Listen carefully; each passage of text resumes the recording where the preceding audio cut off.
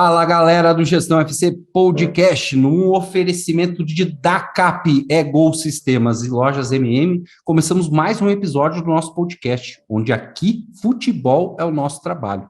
Aqui a gente conversa com profissionais que são referências, né, aqui dentro do nosso mercado de futebol, e eles contam a trajetória deles aqui de carreira, que é o nosso objetivo, né, inspirar pessoas a cada vez trabalhar mais com futebol. Tá? E hoje a gente tem o privilégio de contar com o Paulo Assis, da Playmakers, né? Paulo já trabalhou aí no América Mineiro, no Cruzeiro, obviamente ele vai contar mais detalhadamente isso, mas é um prazer, um privilégio tê-lo aqui, Paulo. Tudo bem? Olá, tudo bem, Orlando? Prazer é meu, é privilégio também poder sempre falar um pouquinho de futebol, de gestão. Diria que sou até um pouco apaixonado por esse tema, né? A gente acaba se envolvendo, então espero que a gente possa ter um momento aí prazeroso, contar algumas histórias também, né? E se a gente puder inspirar e motivar pessoas que querem seguir nesse caminho, fico muito feliz de ter essa oportunidade. É isso aí. A gente já vai para quase 30 episódios, Paulo, e veio bastante gente aqui, inclusive vários conterrâneos seus aí, amigos em comum, né? E Paulo, a gente sempre começa pedindo para que o convidado conte um pouco da trajetória dele, né? A gente começa lá fazendo faculdade, mas tem um momento ali que você olha e fala, cara, vou trabalhar com esse negócio de futebol. E, né, acredito que contigo não tenha sido diferente. Conta pra gente um pouquinho dessa tua trajetória aí, bicho. Legal. Essa história é legal de contar. Eu sou muito demandado, inclusive, por pessoas que querem trabalhar com futebol. Cara, qual que é o caminho? Como é que eu faço para chegar, trabalhar com futebol, enfim. Eu penso que o futebol ele não é muito diferente de outros segmentos do mercado, no sentido de que você tem que ter realmente, né, um propósito, um objetivo, mas essa trilha, né, de carreira, ela ainda está sendo, né, construída, vamos dizer assim. Quando você pega outras indústrias, já tem trilhas mais ou menos desenhadas, e aí você pode escolher fazer uma trilha para a área técnica, uma para a área de gestão, enfim, é mais fácil. No meu caso, por exemplo, eu nunca pensei em trabalhar com futebol, né? Foi algo totalmente inusitado. Eu sou formado em Direito, tenho especialização em Finanças.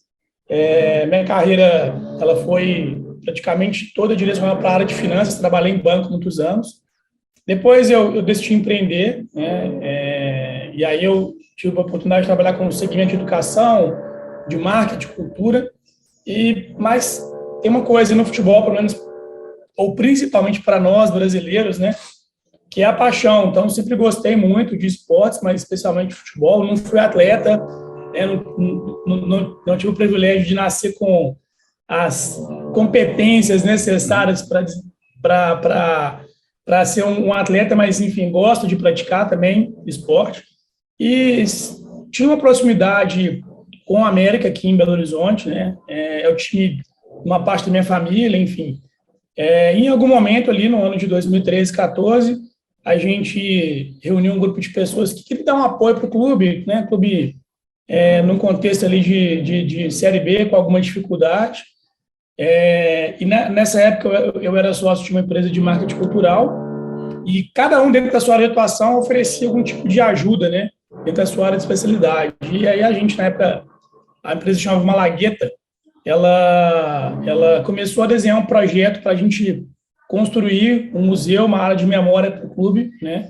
O clube tinha feito uma permuta imobiliária com a sua antiga sede social e os troféus que ficavam expostos ali precisavam de um novo local e tudo. Então, começou a minha história de contato com a direção do clube nesse sentido. Em algum momento, eu saí da Malagueta e recebi o convite para trabalhar no clube. Isso foi no final de 2014, para o começo de 2015. Teve um fato muito marcante em 2014, que o América foi um ano muito turbulento no futebol, né? Foi o ano do rebaixamento da Portuguesa, teve aquela discussão sobre atletas escalados de forma irregular. A América também teve uma situação dessa, mas na Série B, né, ele escalou um atleta e foi denunciado. perdeu 21 pontos nos tribunais de forma liminar, depois ele recorreu, conseguiu recuperar 15 desses 21 pontos, ainda quase subiu, ficou em quinto lugar naquela competição ali, a uma vitória do acesso, mas aquilo deixou marcas bastante profundas no clube, né? Foi uma mudança de regulamento, enfim, que as pessoas elas tinham um entendimento diferente e isso gerou depois uma busca, né, mais, digamos, intensa, né, por profissionalização, para evitar que isso acontecesse de novo e também, enfim, para tentar buscar mais eficiência na gestão. Eu acabei caindo, vamos colocar assim, naquele contexto ali em que isso estava acontecendo e a partir de então a minha carreira sempre sendo voltada para o futebol. Iniciei minha trajetória na América como um executivo de administração e finanças. Em 2015 a gente teve um sucesso esportivo além do que a gente esperava, inclusive, conquistando acesso para a Série A em 2016. E aí no final do ano fui convidado para assumir como superintendente geral, um cargo que é similar ao cargo de CEO, né, um cargo remunerado, mas ele está dentro de uma estrutura estatutária. Lá no clube respondi para um conselho de administração, tinha 9 membros, e esse cargo estava vago, né, desde o final de 2014, que a pessoa que me convidou para trabalhar no clube acabou saindo para outro clube, e aí fiquei no América até agosto de 2020, quando recebi o convite para ir para o Cruzeiro. O Cruzeiro é um momento ali mais desafiador da sua história. Já tinha iniciado um projeto bastante interessante com a América de transformação em empresa, além de todo esse processo de reestruturação, né, e de profissionalização. A gente levou uma cultura de governança, uma cultura corporativa que até hoje, né, o clube colhe frutos disso. E então, quando o Cruzeiro estava nessa situação, eles me convidaram para tocar alguns projetos estruturantes, né? Eu fui para lá como diretor de operações e depois assumi também como CEO, e a gente pôde ali conduzir todo esse processo de criação, primeiro da SAF, né? O Cruzeiro foi a primeira SAF do Brasil, foi um projeto estruturante longo, né? Às vezes as pessoas só veem no momento que a SAF é formada e logo depois ela vem para o Ronaldo, mas teve uma preparação muito longa, intensa, com muitas pessoas. Trabalhoso, né, Paulo? Muito trabalhoso e desafiador, né? Para um clube com o perfil do Cruzeiro. E depois a gente fez a venda para o Ronaldo e depois todo o processo de transição, né, para a equipe que assumiu. E assim que a gente, né, concluiu ali a assinatura dos documentos, foi no final de abril desse ano. Parece que já tem muito tempo, mas foi ontem, né? Eu já tinha ideia de voltar a empreender e tinha percebido aí essa lacuna no mercado, né, tanto para clubes quanto para investidores que querem, né, aproveitar esse novo momento do futebol. E aí fundei em sociedade com o André Argolo, que eu conheci no Cruzeiro, foi secretário nacional de esportes, vice-presidente da PFUT. No Cruzeiro, quando eu cheguei, ele era diretor de esportes. Depois, quando eu virei CEO, ele passou a ser o secretário-geral, então a gente compunha ali o board de gestão junto com o presidente, o vice-presidente e a assessoria principal da presidência. E aí a gente fundou a Playmakers, né, e estamos aí batalhando nesse mercado desde maio, quase 6 meses de trabalho, mais de 80 viagens desde então, um trabalho aí de catequização um pouquinho dos clubes para explicar esse processo, né, e dar o suporte para esses clubes e investidores. Então, tem sido bem intenso, está sendo bem legal, e tenho certeza que em breve novos projetos vão surgir aí com a marca da Playmakers, e tenho visto aí o futebol brasileiro num caminho bem intenso de mudança e transformação. O mercado está num momento importante, né, para esse tipo de prestação de serviço, né, que você faz, né, investidores, não só as SAFs, mas eu acho que o mercado tem imposto muito essa organização, essa governança para os clubes, né? Fala, galera ligado no Gestão FC. A Dacap é uma marca de moda masculina que reúne conforto e alta qualidade, ideal para quem quer demonstrar sofisticação e um estilo exclusivo. Acesse agora a loja virtual da DACAP e também as redes sociais dessa marca e ganhe 10% de desconto utilizando o cupom GESTÃOFC. Não perde essa. Falando, né, nesse aspecto, já vamos começar a resenhar um pouquinho mais sobre o trabalho aqui.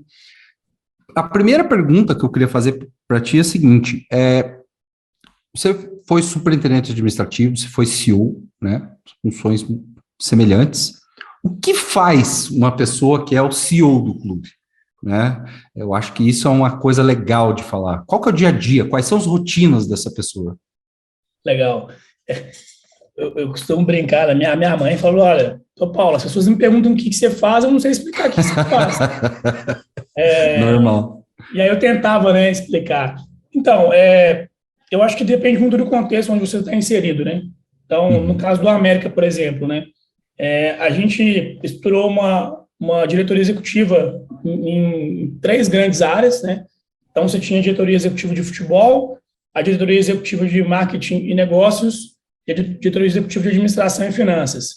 Outras áreas correlatas, como o jurídico, por exemplo, ela respondia diretamente para a superintendência, mas não era uma diretoria ainda. Hoje, até já tem uma diretoria. Qual que é a grande diferença nesse modelo associativo para o modelo empresarial, né? É que você tem também um universo político estatutário que também transita nesse meio, né? Então, a gente tentou implementar no América essa profissionalização, impondo uma camada de governança antes da estrutura política, mas era natural que a gente tivesse, dentro dessas áreas temas, participação de membros desse conselho, tá? Então, eu diria que o meu papel principal era tentar coordenar todas essas áreas, né? Fazer essas áreas trabalharem de forma integrada, né? E é difícil, porque ao mesmo tempo que você tem uma estrutura hierárquica de subordinação, você também tem a estrutura política que você está subordinado a ela, né? Então, é um desafio, é desgastante, e até por isso que eu acredito no modelo de transição para a profissionalização, que o conselho, em clubes de futebol, né, pela minha experiência, ele acaba se confundindo muito com a parte executiva administrativa, né? Ele acaba saindo do estratégico para ir para o operacional. Então, eu tinha muito esse papel de fazer essa interface entre a área política e a área operacional executiva e fazer essas áreas conversarem, né?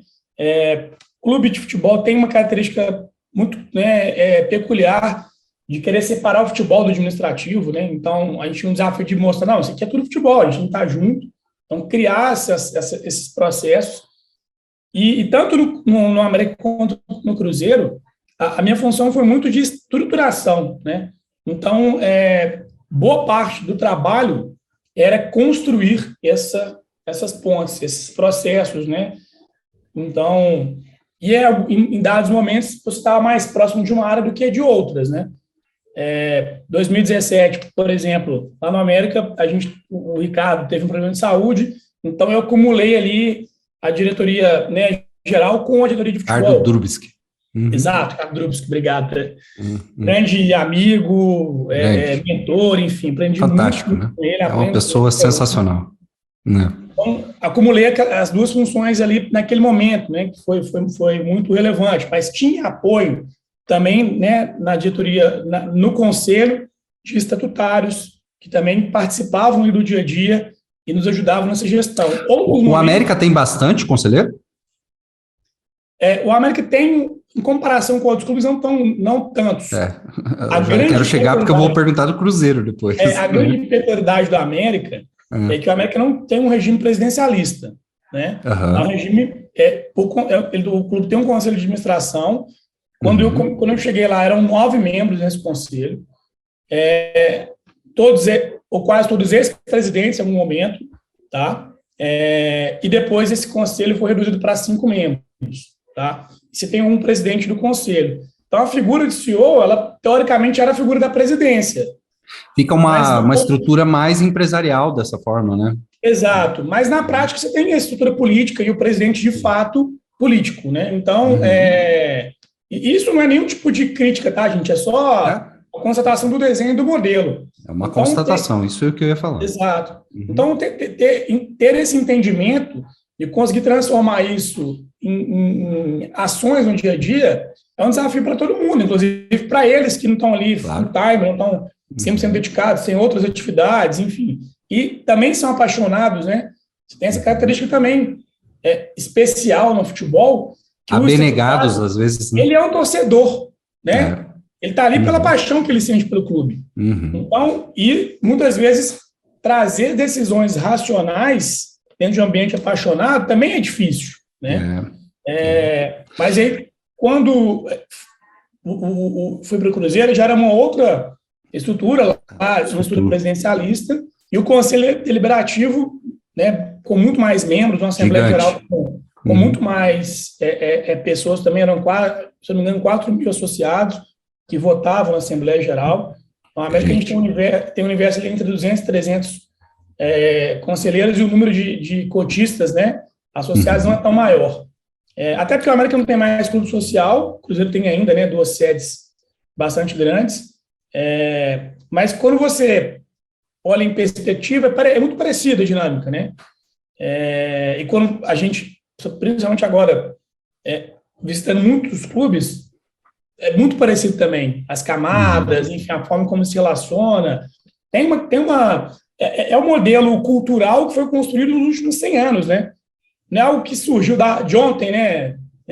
Mas quando a estrutura ela possui mais conselheiros, né? Fazendo essa comparação aí de América e Cruzeiro, que é legal, até porque você tem a prática, né? A vivência disso daí mesmo. O alinhamento de interesses e de comunicação num clube com um número maior, né, de pessoas é bem mais desafiador, né? Sim, sem dúvida, sem dúvida. O que eu costumo sempre falar é que quando você pensa em qualquer tipo de gestão, você tem uma estrutura que ela é imprescindível, que é a governança, né? Nada mais é que definir as regras de governo daquela empresa ali. E quanto maior essa estrutura, como você falou, mais difícil é você trazer para a ponta ali do dia a dia o que realmente essas pessoas querem enquanto clube. E uma das coisas que a gente tenta trazer, levar para os clubes, obviamente com toda uma metodologia, enfim, a gente tem uma bagagem de ter vivenciado isso na prática, é que os clubes muitas vezes não sabem o que eles querem, né? Então, tudo bem, todo mundo quer ganhar, quer ser campeão, mas isso é muito pouco, né? Como você quer ganhar, o que você realmente está disposto a pagar de preço por essa conquista, enfim, essas reflexões, muitas vezes elas não são feitas ou elas são diluídas. E aí você acaba carregando a responsabilidade, né, dessa decisão em uma pessoa, em um grupo pequeno de pessoas, né? E considerando que, por se tratar de uma associação sem fins lucrativos, que é o formato jurídico da maioria dos clubes no Brasil ainda, você não tem um dono. Você tem pessoas que representam uma coletividade e de forma temporária. Então, você imagina a responsabilidade que não é tomar uma decisão, né? Então, você ainda tem isso, você ainda tem essa dificuldade, ou esse desafio de criar uma estrutura de tomada de decisões que muitas vezes elas acabam ou não acontecendo, né? Você espera o problema resolver por si só, e aí, em geral, esse problema piora, né? Não se resolve sozinho, ou então você acaba tomando decisões equivocadas, porque o nível de influência ele é muito grande, né? E acaba distorcendo ali o propósito do que você está pensando. Isso serve para o futebol propriamente dito, da parte técnica, para a área comercial, para a área de marketing, financeiro, enfim, para tudo, né? Então, é um desafio trazer isso tudo para dentro de um mesmo contexto, que a gente consiga canalizar e tornar essa governança, essa gestão, de fato, mais profissional, mais racional. Fazer entender que tudo, né, na verdade, tem que trabalhar de forma sistêmica ali, né, e que o resultado está lá na frente. Com certeza. Ô, Paulo, já te falei, né, a gente tem que pagar a conta da lojinha aqui, sabe? Então, a gente tem que aqui lembrar, né, dos nossos patrocinadores, que assim como para clubes, né, para o próprio projeto do podcast, que são extremamente importantes, né, para o nosso crescimento. E eu queria falar primeiro da DACAP, que é uma marca de moda masculina aqui de Curitiba, uma marca local, né, que quis nos apoiar, uma marca bacana. Olha aqui, ó. Esse é o símbolo da Dakap. Sabe o que é esse aqui, Paulo? Esse aqui é a capivara, né, que é o animal de estimação aqui de Curitiba. Legal. E a Dakap, né, dentro da loja virtual dela, com o cupom GESTÃOFC, você tem 10% de desconto em qualquer produtos de muita qualidade, de muita sofisticação. E os nossos convidados aqui, Paulo, ganham um produto exclusivo da Dakap, sempre que vem aqui participar do nosso podcast. Então, daqui uns dias já chega aí em BH, né, um presentinho para você aí, né? Legal. Então é isso aí, galera. O Leandro vai pôr aqui, né, as redes e a loja virtual da Dakap. Um abraço para o Renato lá, obrigado pela confiança. Ô, Paulo, né, nós estamos falando nessa parte de governança, de planejamento. Desde que eu comecei a trabalhar com futebol lá, quase 15 anos já tem bastante tempo, mas mais propriamente na área de gestão, isso daí uns 12 anos mais ou menos, a gente aprende, começa sempre a querer trabalhar, né, e nas empresas é muito assim, a gente querer fazer o tal do planejamento estratégico, né. Óbvio que a gente tem que trabalhar com planejamento, você acabou de falar agora há pouco, né, que os clubes não querem muito saber onde querem chegar, às vezes, né, não existe esse entendimento dentro do clube, né, e isso é extremamente importante, mas eu acho que o maior desafio, isso é uma opinião minha, gostaria que você comentasse, o maior desafio dentro de qualquer estrutura do futebol, qualquer pessoa jurídica do futebol, é você trabalhar a cultura, né, os valores daquela instituição, né, enfim, tudo relacionado, e eu acho que aí é o primeiro ponto, quando você consegue tocar nisso e alinhar, né, com todos os envolvidos, qual é o propósito daquilo ali, né, qual é a missão que se pretende daí com planejamento, enfim, com demais ações de governança, aí sim eu acho que você consegue chegar mais rápido no resultado, pelo menos. Oh, legal. Tem uma frase que é atribuída ao Holyfield que é muito interessante, né? Que a estratégia, qualquer estratégia, ela dura até o primeiro soco, né? Uhum. E no futebol você está tomando soco de todos os lados o tempo todo. Eu concordo, eu acho que existem inúmeras ferramentas de gestão, né? O planejamento estratégico é uma delas, que a gente tem que entender, as ferramentas estão para nos auxiliar a alcançar um objetivo, a um propósito. É meio, né? Exato. O que eu vejo como um grande desafio da questão da cultura é que o modelo associativo, ele não tem uma solução de continuidade, né? Uhum. Então, ele sempre você vai ter trocas, né, no comando, no poder. Além da cultura imediatista, eu até acho erroneamente atribuída ao futebol brasileiro, isso é uma cultura do futebol, né? Se a gente, concordo. Óbvio que talvez aqui seja um pouco mais intenso, mas se a gente estudar, avaliar situações na Europa, a gente vai ver que não é tão diferente, né? A cultura de resultado. Aliás, o mundo empresarial vive por resultado, né? Então, eu não vejo nenhum problema que a gente tenha uma cultura de resultado. A grande questão é como a cultura ela não está alinhada com as expectativas. Normalmente você tem frustração, né? Uhum. E aí você não sabe o que está acontecendo e toma decisões equivocadas para tentar corrigir uma rota sem saber muito bem por quê. Então, trabalhar essa estrutura, a cultura, uma mudança de cultura, é um processo lento, né? Não é algo que você muda da noite para o dia. E eu vejo que, sim, você precisa de continuidade, né? E você precisa ter muita convicção. Para que você tenha aquela mudança, implementar, trazer valores para a instituição, trazer ou mudar, ou olhar para frente em relação à cultura de um clube, não é algo que você vai conseguir fazer da noite para o dia, a não ser que você faça um movimento muito disruptivo, muito intenso, né? O próprio Cruzeiro viveu isso agora, né? Mas o que levou essa disrupção foi uma coisa ruim, né? O clube ele viveu ali uma gestão temerária, depois ele teve um rebaixamento, né? Foi uma questão técnica e a questão financeira colocou o clube num nível de endividamento altíssimo, né? E ele se viu obrigado a partir para um modelo de negócio totalmente diferente do que ele viveu nos últimos 100 anos. Então, eu trouxe uma disrupção, e aí você permite que nessa disrupção você traga novos valores e você mude essa rota e trazer uma cultura diferente de forma mais rápida. Mas isso gera dores, né? Isso é um processo que provoca dor, provoca sequelas, muitas vezes. Então, concordo totalmente com você. A mudança de mentalidade cultural, ela tem que vir antes, né? Não adianta a gente contratar a melhor ferramenta ou a melhor consultoria se a cultura de quem está ali, né? Qualquer empresa ela é feita por pessoas, né? Se as pessoas que estão ali naquele universo, elas não têm a cultura, não querem, né, participar ou mudar. Vai ser apenas mais uma ferramenta.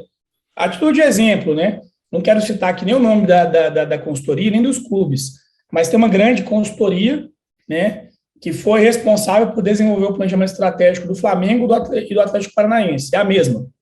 E ela fez para vários outros clubes também.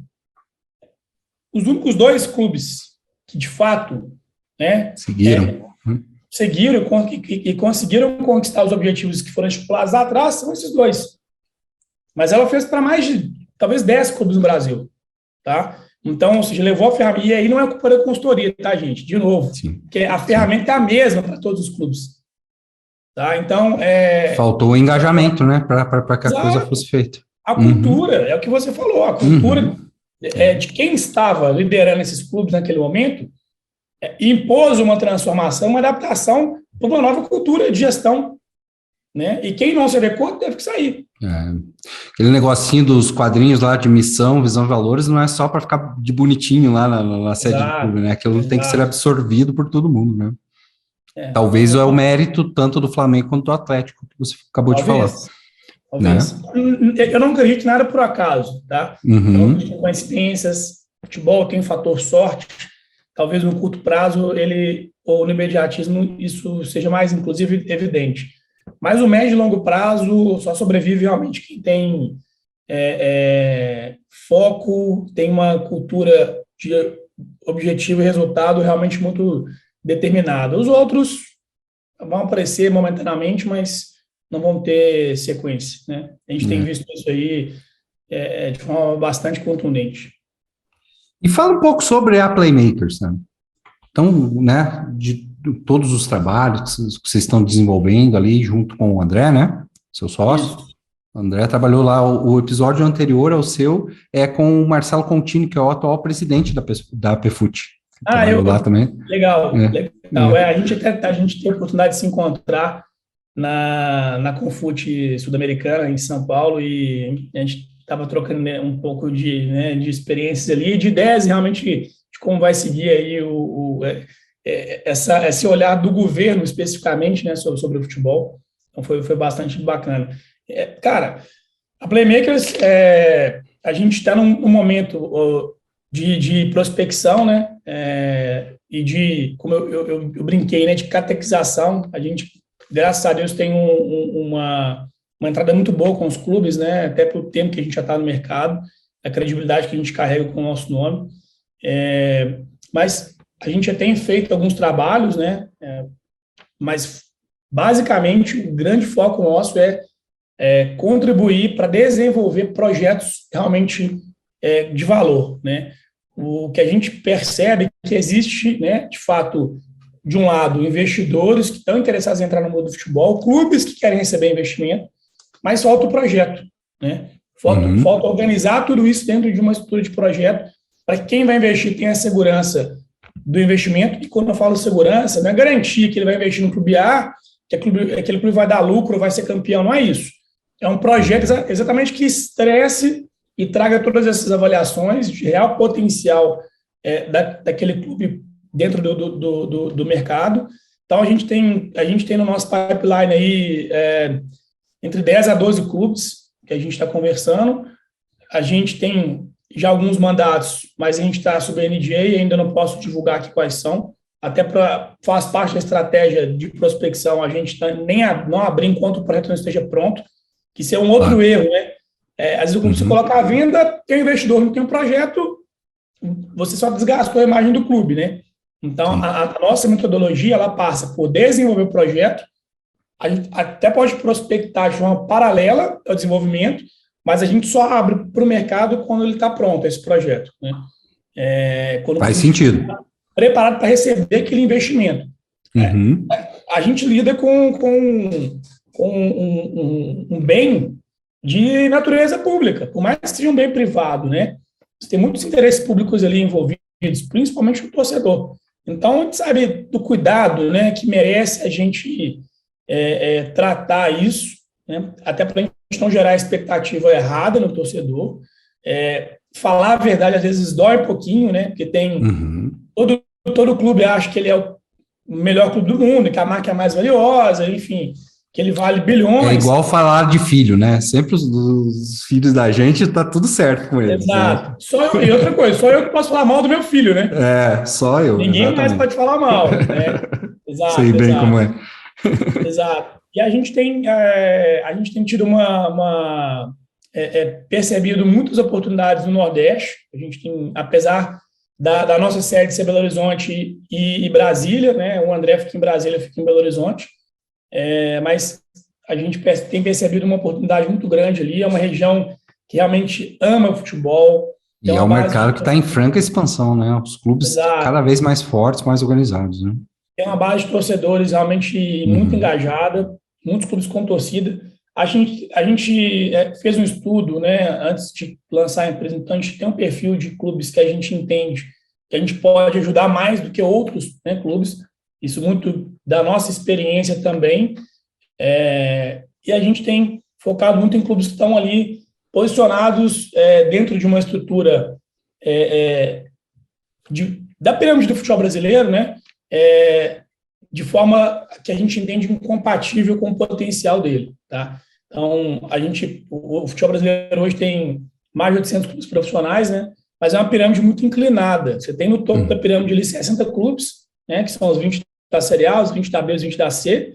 Você tem um limbo, né? Que é a Série D, que é uma competição com um formato muito, muito ruim ainda, com 3 fases eliminatórias, ainda curta esse torneio. A classificação para a Série D depende de um estadual. Então, você tem, às vezes, o clube que está disputando a Série D nesse ano, mas ele não conquistou a vaga para o ano seguinte. Então, você pode ter uma situação do clube ficar em 5º lugar na Série D, ele não vai subir para a C, e no ano seguinte ele não disputa a Série D. Então, você não tem continuidade, né? Então, isso afasta projetos de médio e longo prazo, afasta investidores da Série D. E a gente tem olhado muito para clubes que estão fora, né, desse desenho de potencial, que passa por localização, potencial de crescimento da cidade, a marca, base de fãs, enfim, tem uma série de fatores que a gente tem uma metodologia para avaliar esse potencial, né? E assim, tem investidor que, por exemplo, está na Europa e quer investir nos Nordeste pela proximidade. Tem cidades, né, no Nordeste que estão a 6 horas de voo de Portugal, por exemplo. Então, para esse investidor, é interessante essa proximidade. Tem outros que já querem olhar para o Sul, uma proximidade maior com o mercado sul-americano, ou um potencial de crescimento econômico de uma cidade especificamente maior do que outras. Tem outros clubes que já têm uma base de fãs enorme, mas que está numa situação tecnicamente ruim. E, junto com tudo isso, a gente tem solução de reconhecimento de dívidas, né? A lei da SAF traz essa possibilidade ali, seja pela recuperação judicial, pela recuperação extrajudicial, ou pelo regime centralizado de execuções. Então, isso deu uma sobrevida, né, para clubes tradicionais e que estavam hiperendividados. O Cruzeiro é um deles, né? Foi um dos pontos ali que foram muito importantes para que a gente conseguisse trazer valor. A base de fãs é gigantesca, tem um potencial absurdo, mas não adiantava nada disso se a gente não tivesse como viabilizar o pagamento desse passivo. Então, a gente tem muito clube no Brasil com esse perfil, né, que tem uma base de fãs interessante, que com um trabalho organizado profissional pode gerar muita receita, mas que tem um endividamento alto. E aí o perfil da dívida é muito ruim também, no curto prazo, dívidas vencidas. Enfim, a gente tem ferramenta para poder ajudar a equacionar esse endividamento. E creio que aí, até o final do ano, a gente deve estar com 3 ou 4 projetos de clubes entre as séries A e D, de perfis distintos, mas que a gente vê muito potencial de sucesso no médio prazo. Achei legal você falar, né, sobre essa questão da pirâmide do futebol. Eu sou muito crítico a ela, porque eu acho que a principal análise do futebol brasileiro é só feita na ponta da pirâmide ali, né, e a gente tem um número gigantesco de clubes, e hoje você vê clubes tradicionais com uma base de fãs muito, muito grande, que estão sem série, realmente. E talvez seja esse tipo de perfil de clube que é o que mais precisa de soluções como a que vocês apresentam, né? Sem dúvida. O Fernando Soriano, ele fala uma coisa que é muito legal, assim, que no futebol o tamanho importa, né? Uhum. E quando ele fala isso, a gente pode pegar o exemplos da Europa, que se você olhar o que a gente está vivendo agora, é muito parecido com o que eles viveram há 20, 30 anos atrás. Não tem tanto tempo assim que eles estavam numa situação parecida com a nossa. E você não forma uma base de fãs de uma hora para outra. Não é simplesmente, se eu fizer um time que for campeão X anos seguidos. É muita coisa envolvida para você criar. Processo de décadas, né? De décadas e que envolve questões culturais, né? A gente tem exemplos da própria torcida do Corinthians e do Flamengo que cresceram no período que os clubes que não eram os mais vencedores, né? A gente tem 1 milhão de hipóteses aqui para que isso tenha acontecido, inclusive algumas teorias da conspiração, né, de favorecimentos e tudo mais, mas a verdade é que foi um processo muito longo. E para você replicar isso e mudar essa realidade, porque eu costumo dizer o seguinte, pegando aqui o exemplo de Minas, né? O torcedor do Cruzeiro não concorre com o torcedor do Atlético. Não tem essa concorrência. Você não vai converter um atleticano em cruzeirense ou vice-versa. Não é esse o grande propósito. Mas como é que eu penso, então, em formar uma nova base de fãs? Isso é muito difícil. Então, talvez é mais fácil você aproveitar quem já tem essa estrutura com a base de fãs e reconstruir essa história esportiva. Qual é o grande ponto? Quem está sem série, tá, Orlando? É que realmente a Série B é um limbo, cara.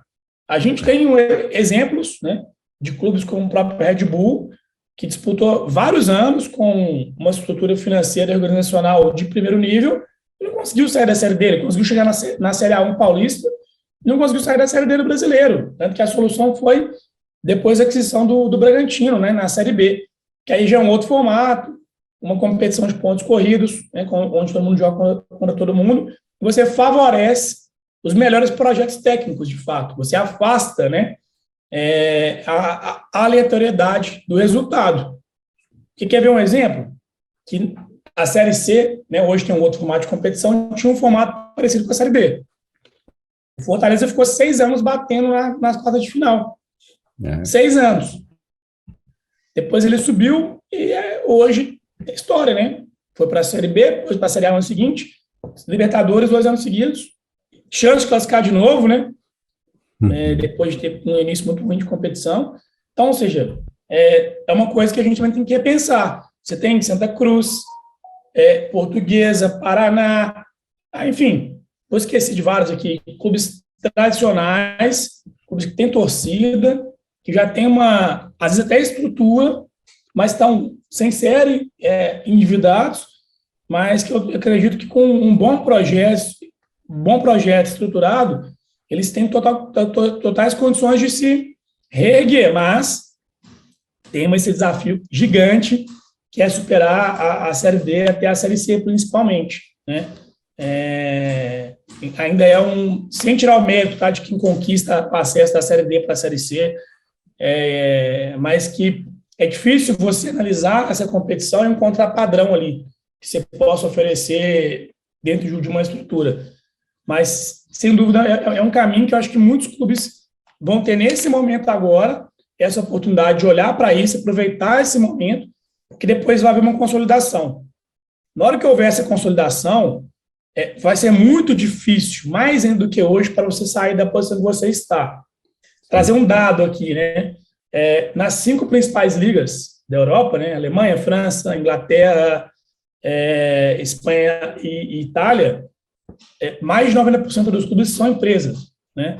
No Brasil, é o contrário, né? Até a gente melhorou um pouquinho agora esse percentual com as transformações de Vasco, Cruzeiro e Botafogo, e do próprio América, que virou SAF, mas ainda não fez a venda, a conversão ainda.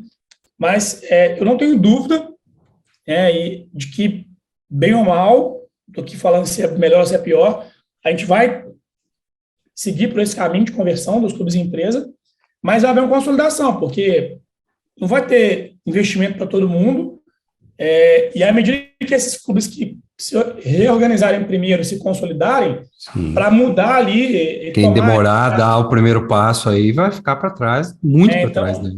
Claro que, de novo, a SAF não é garantia nenhuma de sucesso, assim como o planejamento estratégico é uma ferramenta, um meio, um caminho, mas a gente vai ter uma janela de oportunidades bem legal, ainda mais se houver, de fato, a criação da liga, né, como a gente está observando aí esses movimentos, porque isso vai trazer muito mais recursos para a mesa, e quem estiver ali naquele pote dos 40 primeiros clubes, né, séries A e B, ainda vão criar uma distância muito maior para quem está para baixo.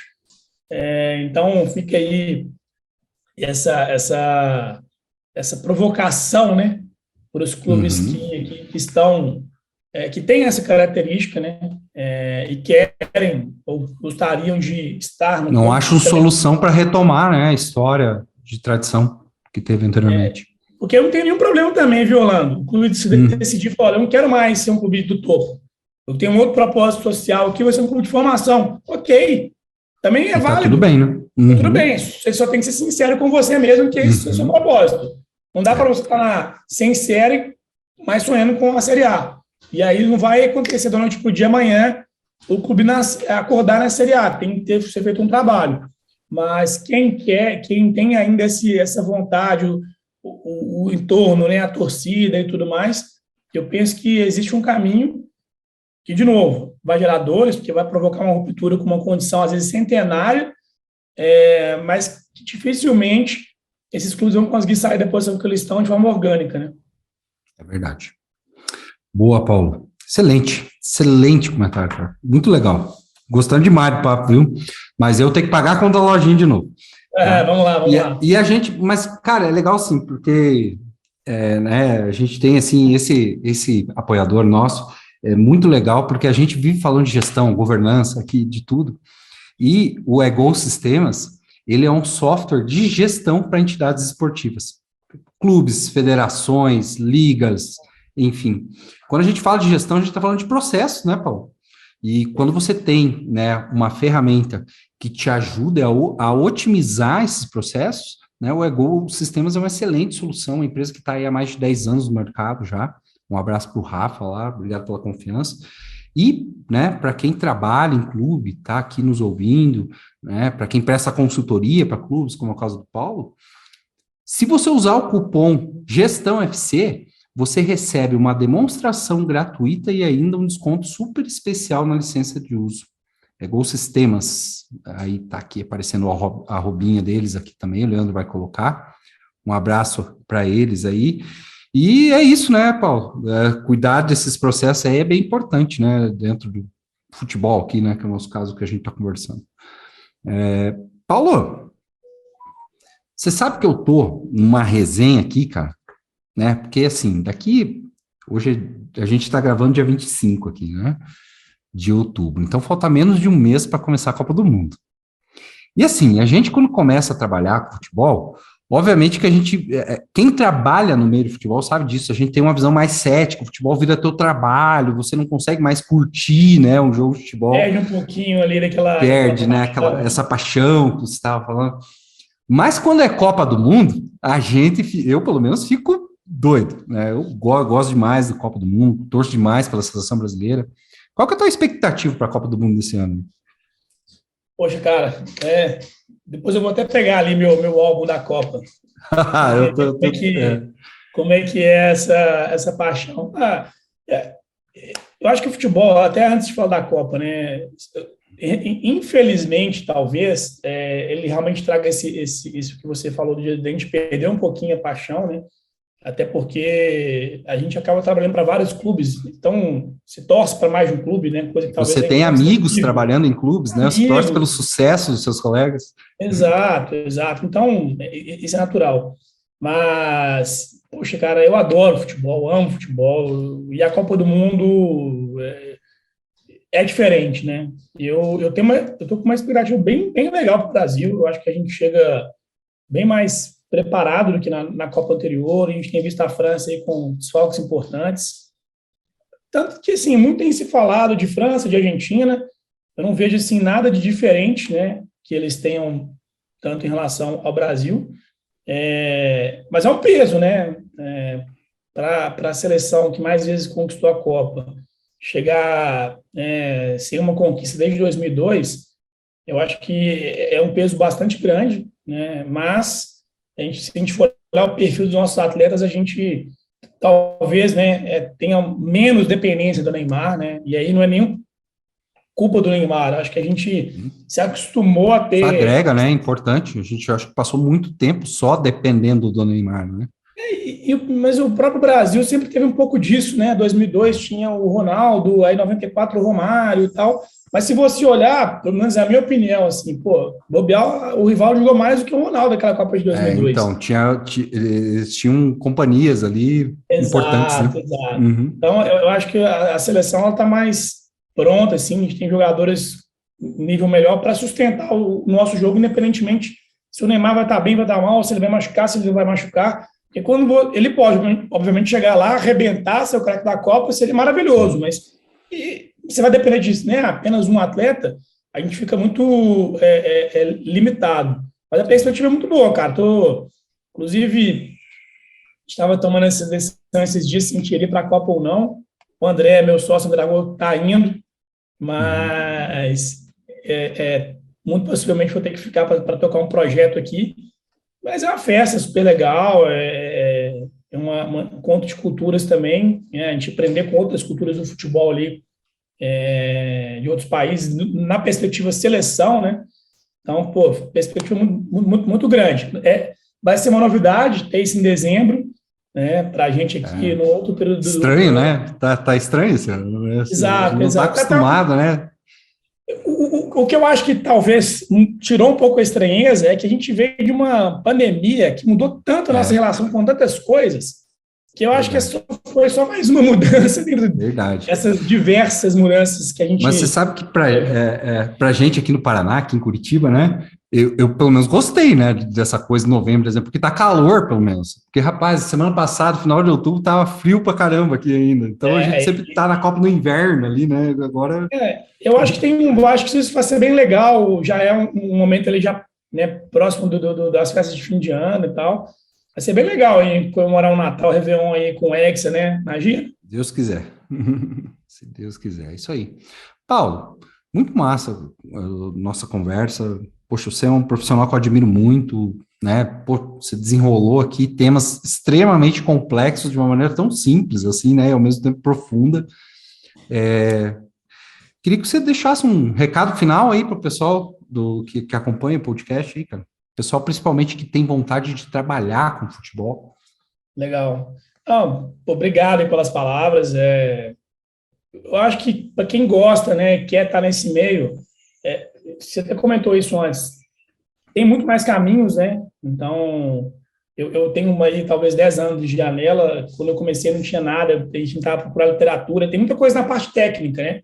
Então, você falou de gestão sistêmica, já tem, né, na parte técnica a gestão sistêmica do treino e tal, mas para a gestão como um todo, isso sempre foi meio que o futebol sempre afastou um pouco a questão da gestão como um fator importante para o sucesso dos clubes, mas eu acho que essa barreira já foi superada há muito tempo, né? Então, para quem está começando, eu sugiro que busque aí os cursos de especialização. A gente tem hoje vários cursos na própria CBF Academy, tem uma chancela legal aí da CBF. Você dá aula lá, né, Paulo? Eventualmente a gente dá aula lá de gestão, tem falado muito de SAF, agradecer aqui o professor Michel, o professor Ricardo, coordenam lá o curso da área de gestão, né, da CBF, mas acho que é um caminho legal. Michel foi meu professor. Para relacionamento, para conhecimento mesmo, mas, sobretudo, assim, ter muito claro o que a pessoa quer, né? O que eu vejo um erro muito comum ser cometido por quem quer estar no futebol é que muitos querem estar exatamente na gestão técnica, né? e aí, às vezes, buscam um caminho pela gestão financeira ou gestão de marketing. Nada é proibido, tá? Mas é mais difícil estar na gestão técnica vindo, por exemplo, de uma formação como a minha, né? Que vindo direito, depois finanças e tudo mais. Acaba que a gente tem uma visão mais macro, né? A gente precisa ter suporte técnico de quem está do nosso lado abaixo da gente, né? Às vezes tem muita aquela coisa, fulano não entende de futebol, né? Quem entender de futebol? É um conceito muito subjetivo. Então, não deixem de usar as ferramentas, né, como você acabou de trazer aqui, a turma do Ego e tudo mais, mas, sobretudo, as pessoas especializadas e buscar ter um caminho com propósito. Então, você quer ser treinador? Siga, né, firme naquele propósito. Quer ser dirigente? Siga naquele propósito, né? A gente tem hoje a ABEX, né, que é a Associação Brasileira dos Executivos de Futebol, é um caminho. Inclusive, a profissão de executivo de futebol foi regulamentada. Então, saiu a regulamentação, né? Exato. Marcos Vinícius, que é o presidente da ABEX, já veio aqui. Está do seu lado aí, né? A próxima. Então, dá um abraço para o Marquinho aí, parabéns pela gestão dele frente da ABEX. A gente tem várias outras, né, perspectivas, e esse mercado vai crescer. Porque na medida que você tem a transformação dos clubes em empresa, a demanda por profissionais vai aumentar, né? Com certeza. Hoje a gente tem muitos abnegados trabalhando como voluntários, que estão ali por uma questão de paixão. Então, acho que se preparem, estudem, olhem para fora, aprendam com os erros e acertos dos outros também, mas é isso, é formação. Acho que as áreas muita oportunidade pintando aí, né, Paulo? É isso, eu acho que as áreas de interesse não são muito diferentes do que, né, você falou, o direito, tem uma tangência muito ali a questão do futebol, seja pela Lei Pelé, agora a lei da SAF, a questão regulamentar, que é muito importante no futebol, a educação física, mas a gente já tem aí cursos de graduação também focados em gestão esportiva, cursos de especialização, então acho que formação e estar disposto a trabalhar, gente. Futebol, a gente trabalha pra caramba. Então, quem acha que vai vir trabalhar com futebol, que vai resenhar, trabalhar pouco, ganhar muito, não é bem por aí não, tá? É muito trabalho, não muito tem árduo, final de semana, não tem hora, não tem semana, férias, um período curtinho ali, muitas vezes você está trabalhando nas férias, mas é gostoso, né? Então, fica aí meu incentivo para, né, quem tem a vontade. Realmente é uma indústria bem legal de fazer parte, tem seus desafios, mas ela nos permite ter realizações. É muito legal você conquistar, né, um título, um acesso, uma permanência, dependendo da realidade de cada clube ali. É uma coisa diferente, né? É muito mais do que simplesmente bater uma meta e ganhar um bônus no final do ano. Então, sim, realmente... ajudar a fomentar a paixão das pessoas é algo especial, né, Paulo? Exato. E o futebol traz transformação social também, isso é muito legal. A gente pode deixar a gente tem a possibilidade de gerar e criar legado também, isso é muito bacana. Os valores do esporte, né, que são pouco aproveitados às vezes, né, e difundidos, né, ainda. Isso pode mudar culturalmente, inclusive a sociedade como um todo, né? Muito legal. Bacana você falar dessas coisas. Ainda mais a nossa. Estamos precisando de mais, né? Mas, enfim. Cara, eu só tenho que te agradecer. Você deu uma aula aqui, muito legal conversar, muito legal falar, assim, como eu disse, sobre assuntos que às vezes são complexos, que nem a família da gente, às vezes, compreende o que a gente está fazendo, né? Mesma pergunta que a sua mãe fez, eu também já tive que responder, mas o que você faz lá, cara? Né? Então, é legal, é esclarecedor, e esse é o objetivo do nosso podcast. Te desejo todo o sucesso do mundo, muito mais do que você já tem, né? E obrigado, cara, só tenho isso para dizer, foi muito legal o nosso bate-papo. Não, obrigado, Rolando. E deixar um recado aí, depois se puder compartilhar as nossas redes sociais, o LinkedIn da Playmakers e o meu. A gente deve abrir processo seletivo, então quem está interessado em começar no futebol, talvez pode ser um caminho fazer parte do nosso time aí. Muito legal. Essa parte de empreender é massa por causa disso também, né? Você acaba gerando emprego, né? Gerando trabalho para outras pessoas, né? Você está impactando a vida da família de outras pessoas, né? Eu sou muito a favor do empreendedorismo, muito. Sem dúvida. É a satisfação do futebol em dobro. Deixar um recado aí para quem quer começar, né, uma carreira no mundo do futebol. Fiquem ligados aí, em breve a Playmakers deve abrir um processo seletivo para algumas vagas. Então, pode ser uma oportunidade de vocês fazerem parte do nosso time e vivenciar esse mundo aí realmente muito legal que é o mundo do futebol. Show de bola. O Leandro vai colocar aqui, né? Então, todas as redes aí da Playmakers. E é isso, galera. Obrigado a vocês, né? Eu acho que vocês gostaram tanto quanto eu da conversa aqui. E nos vemos na próxima semana. Não esquece de acessar o nosso canal de cortes com os melhores momentos, né, aqui dos episódios, né, dos nossos convidados. Nossas redes sociais também, o Leandro está colocando todas elas aqui. E muito obrigado, né, mais uma vez, por apoiar esse projeto que a gente gosta tanto de fazer. Valeu? Um abraço. É tudo do seu jeito, é pra você. Tem TV, tem geladeira, furadeira e celular. Do quarto pra cozinha, tudo pro seu lar. Nas lojas MM você escolhe no cartão ou no carnê. É tudo do seu jeito, é pra você. A Lojas MM está aqui pra te atender. É tudo do seu jeito, é pra você. Na Lojas MM você sai satisfeito. Sabe por quê? É tudo do seu jeito, é pra você.